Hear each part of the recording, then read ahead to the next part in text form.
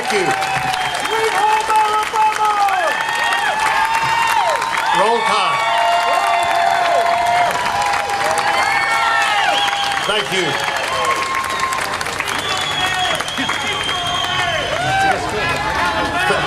Thank you. Mr. Lieutenant Governor, Mr. Attorney General, members of the House and Senate, honorable guests, honorable pastors, I appreciate all that's been said. I'm a judge. Normally judges don't speak in public about issues like this. But if I should hold back my opinions at such a time as this, I would consider myself guilty of treason toward my country. And an act of disloyalty to the majesty of heaven, which I revere above all earthly kings. I came here today. I want to thank you for your attendance. I know it's hot. I'll make my comments short. I came here today from Alabama, and as I was traveling, I was reminded of a guy that came back to Alabama many years, or came back to Texas many years ago in 1831. It's a guy whose name is inscribed on this county. Colonel William Barrett Travis from Conecuh County, Alabama, came to draw a line in the sand at the Alamo. He took a stand in the face of an enemy that was far more numerous, but he knew that he had to make a statement for the people of Texas and that he would give his life. I hope I don't give my life, but I'm going to tell you this is a very serious matter. There's today another threat, not only in Texas and Alabama, but across our country, where state and federal court judges have overruled constitutional amendments passed by the people of those states. I bind up a perverse spirit in Jesus. And people just sat by and watched it out of fear of federal government. But nothing in the Constitution of the United States, nothing in the laws or precedents of the federal courts give federal courts any authority over domestic policy of family and marriage in the state of Texas or the state of Alabama or anywhere else.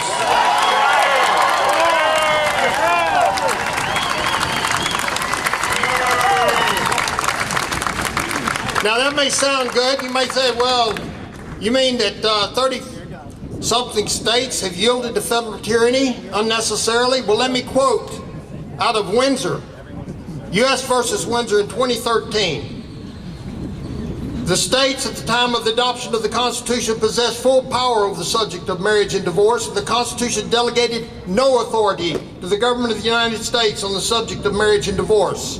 Haddock versus Haddock, 1909. You see, the law does not allow the federal courts to come into the state of Texas or to come into the state of Alabama and say that your Constitution is unconstitutional and start issuing same-sex marriage licenses, because that authority does not belong to the federal government. Last month, when a federal judge came into our state and through intimidation indicated that all the federal court or all the probate judges of our state would have to issue same-sex marriage licenses, myself and the Alabama Supreme Court said no. Today, no same-sex marriage licenses are issued in our state. But the law is clear. It's clear not only in Alabama, but in Texas as well, that state courts have equal authority and equal responsibility to interpret federal questions. Clarence Thomas in 1993 said it very plainly. He said in our federal system, state trial courts' interpretation of federal issues are just as authoritative as the Federal Court of Appeals in whose circuit they are situated. The Texas Supreme Court has recognized that principle. I quote, Penrod versus Drilling Company Corporation and versus Williams.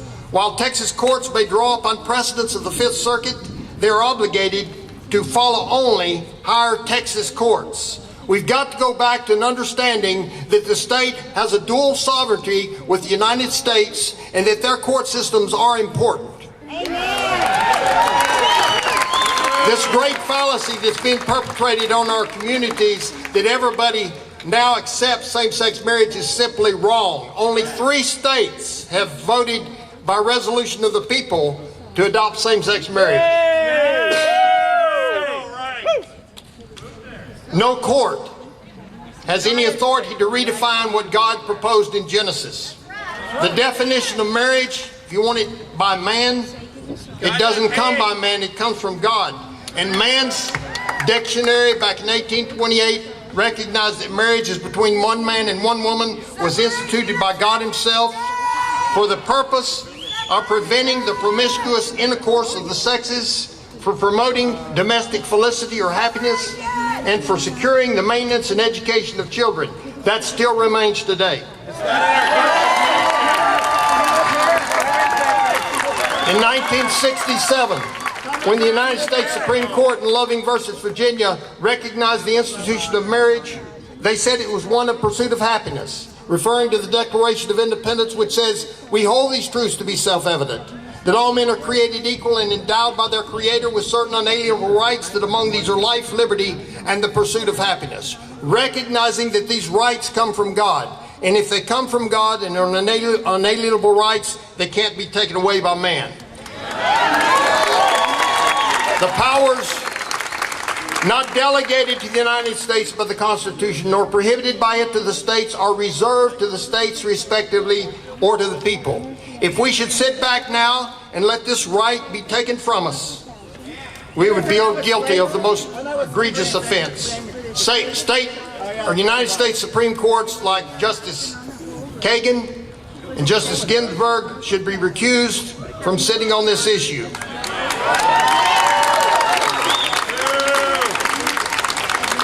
If they fail to, they violate their own ethical canons of not avoiding the appearance of impropriety.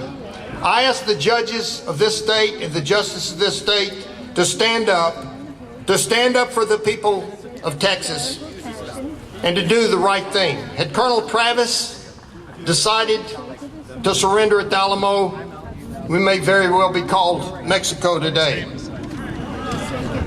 Texas is recognized across this country as a leader in states' rights, as a leader in state sovereignty.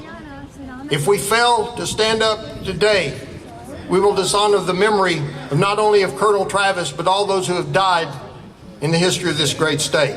May God bless you and bless the state of Texas and the United States of America. Thank you.